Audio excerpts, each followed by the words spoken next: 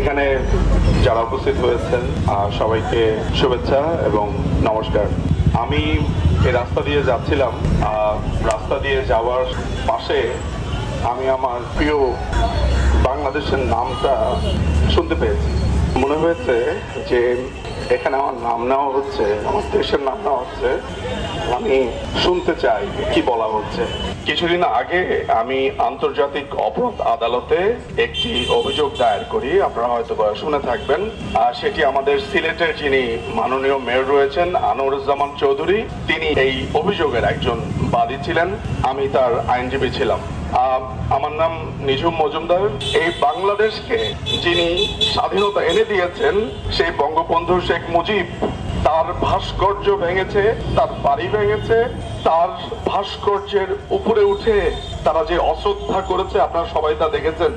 আজকে এই বিদেশ বিভুঁয়ে আমার পাশের দেশে যে মানুষগুলো বাংলায় কথা বলেন তারা সংখ্যায় আমি সামান্য দেখতে পাচ্ছি, কিন্তু আপনারা যে বাংলাদেশকে নিয়ে আজকে বিচলিত হলেন, আজকে আপনারা বাংলাদেশকে নিয়ে যে মানুষগুলো আগে বসেছেন, আমি বাংলাদেশের মানুষের পক্ষ থেকে আপনাদের প্রতি ভালোবাসা জানাই।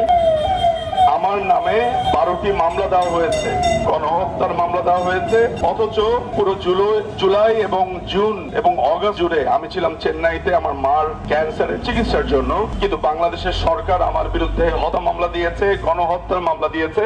অথচ যে রাজাকার আলবদর রায় মামলা দিয়েছে তাদের বিচার আমরা করেছিলাম বাংলাদেশে। আজ তারা এই বাংলাদেশকে পূর্ব পাকিস্তান বানিয়েছে। আপনারা যখন লিখছেন বাংলাদেশ, আমি এই বাংলাদেশ মানি না। আপনারা যখন বলছেন বাংলাদেশ, আমি এই বাংলাদেশ বলবো না। যতদিন পর্যন্ত এই বাংলাদেশ আবার স্বাধীন না হবে, এটি পূর্ব পাকিস্তান, এটি আবার পাকিস্তান হয়ে গেছে। মুক্তিযুদ্ধের স্মারক, মুক্তিযোদ্ধা প্রত্যেককে সেখানে অপমানের মধ্য দিয়ে যেতে হয়েছে। আপনাদের মধ্যেই আরো কয়েকজন বসে আছে যাদের পরিচয় আমি দিতে পারবো না। তারা আজ তাদের সংসার ফেলে, তাদের ভাই বোন ফেলে পলাতক। তারা আমার সাথী, তারা খুব আশেপাশেই আছে আমার, অথচ তাদের পরিচয় আমি দিতে পারছি না। তারা তাদের স্ত্রী ফেলে এসেছেন, সন্তান ফেলে এসেছেন, বাবা মাকে ফেলে এসেছেন। এখানে এমনও সন্তান আমার পাশে আছে এই মুহূর্তে যার মা ক্যান্সারে আক্রান্ত, কিন্তু মাকে দেখতে তিনি যেতে পারছেন না। বাংলাদেশের যারা হিন্দু আছে, শুধু হিন্দু বলে শুধুমাত্র তাদের ধর্ম, শুধুমাত্র ধর্মের জন্য তাদের বাড়ি পুড়িয়ে দেওয়া হয়েছে, তাদেরকে খুন করা হয়েছে, তাদের ধর্ষণ করা হয়েছে। অথচ এই দেশটা প্রতিষ্ঠা হয়েছিল এই ধর্মের আগ্রাসন থেকে বাঁচার জন্য, ইয়াইয়া টিক্কা খানদের এই ধর্মের নোংরা খেলার জন্য। বঙ্গবন্ধু শেখ মুজিব এই রাষ্ট্রের শুরুতে বলেছিল এদেশে সবাই স্বাধীনভাবে বসবাস করবে। অথচ আজকে এই বাংলাদেশকে আবার পূর্ব পাকিস্তান বানানো হয়েছে।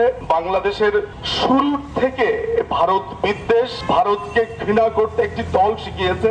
আজকে হয়তোবা আমি এখানে লক্ষ লক্ষ লোককে যদি দেখতে পেতাম, মনে হতো যে অসংখ্য মানুষ আছে, হয়তোবা মনে প্রাণে আছে, কিন্তু আজকে যে কজনকে আমি দেখতে পাচ্ছি, আমার কাছে মনে হয়েছে যে আমি আমার কিছু আত্মাকে দেখতে পাচ্ছি। এই আগুন স্ফুলিঙ্গের মতো ছড়িয়ে পড়বে।